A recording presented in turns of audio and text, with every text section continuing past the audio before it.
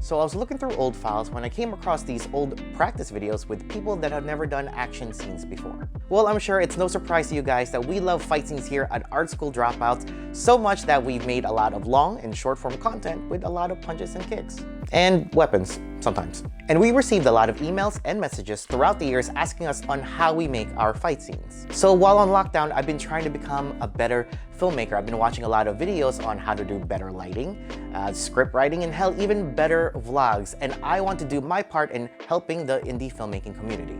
And I want to share a few tips on how we make our fight scenes that hopefully can help you.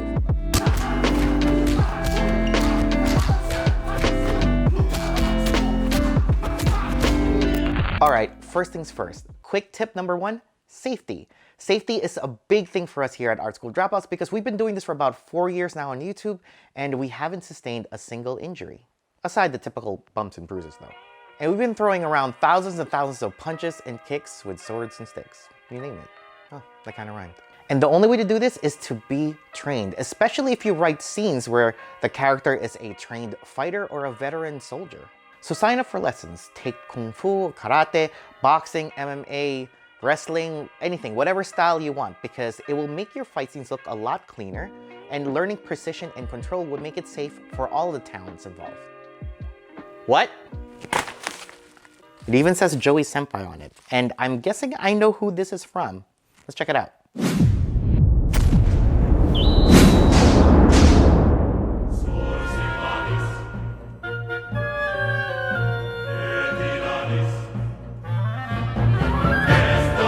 All right, guys, I want to give a quick shout out to our friend Sifu Cuddle all the way from Switzerland because he sent me this book called Monkey Movement, the Choi Le Foot Kung Fu Monkey Movement by Sifu Brian Cuddle. And if you guys know who Sifu Cuddle is, he's been in some of our videos, especially The Forgotten Kingdom. He was the gatekeeper there, and he's one of my oldest Kung Fu friends here in America. I've known him since MySpace, and I think that's a very terrible thing to admit. This is really cool. It just came out on Amazon. He just published it, and this book has a lot of illustrations showing movements of the monkey fist, right? So if you guys know like Lau Kar Leong and like the Mad Monk Kung Fu, that style, very, very famous.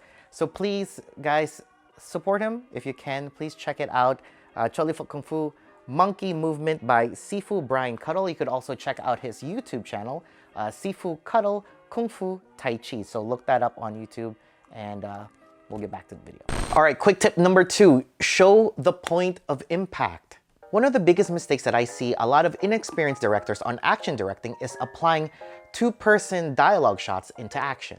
While this isn't technically wrong, it's oftentimes the framing for these scenes are too cramped or it doesn't suit the action on scene. And that could be a stylistic choice, yes, but we're talking about basics here, right? So let's learn the rules before we could break them. I'd like to think that if there are two fighters on camera, there is actually three subjects on scene, the two fighters and the point of impact. Now, it doesn't matter if the point of impact is where the attacks are getting blocked or parried, or someone's face is getting hit, or someone's stomach getting punched. The point of impact is the main subject, so show it. This works with a lot of camera angles, and this is actually what we use to teach on our seminars, everything from choreography, filming, to editing. Because what's the point of doing all these pretty moves if you can't shoot or edit it well, right? So here's a simple 6-beat choreography in 4 cuts.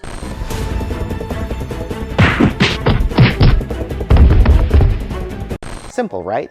Well, if you guys have never shot a fight scene before, feel free to copy and shoot it exactly like it for practice. So if you guys notice, the characters are spaced well so we can see the punches and blocks. They're not crowding their movements, and it sells well on camera so we know exactly what the hell is happening on screen. And did you see the hit to the face? That's the point of impact, so we as the viewers know that the dude got hit in the face. Obviously that punch wouldn't send somebody flying sideways in real life, but on camera it looks like it hits, and that's what matters. Which leads us to the last tip, choreograph with a camera in mind.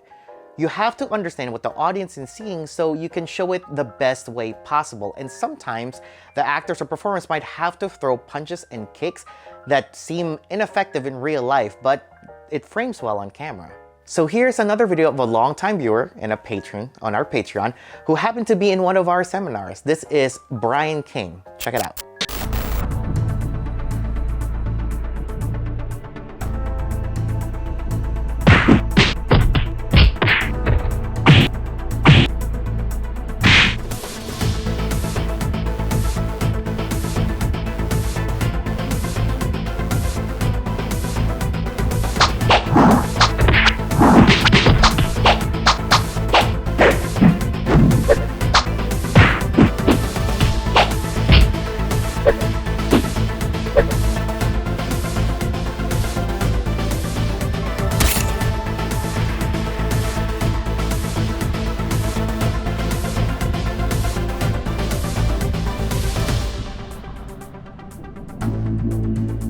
See, I think that is a great attempt at making it a first-time fight scene.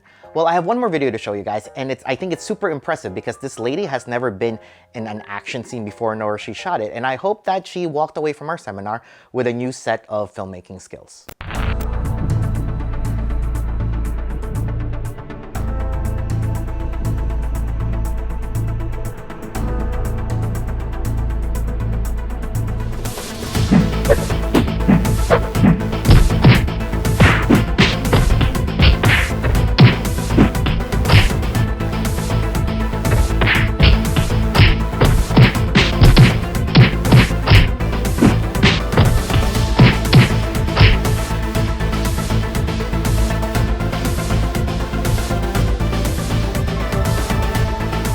Alright guys, we've come to the point in the video where I'm going to show you our product because I'm trying to keep a roof over our heads. We have a tutorial series on how to make fight scenes, even gunfights, and we call it Do As Though Do. And if you guys have been watching our channel and fight scenes for a while and you are an independent filmmaker wanting to get into making action or fight scenes, please consider checking out our tutorial series on our website, artschooldropouts.com. Definitely a good tool to keep in your toolbox of filmmaking skills. Alright guys, thanks for watching. See you next video. I don't know what I'm doing, but maybe 20 seconds. I'm just gonna sit here. I suck at this, guys. 20 seconds, please. I want chocolate milk and cookies.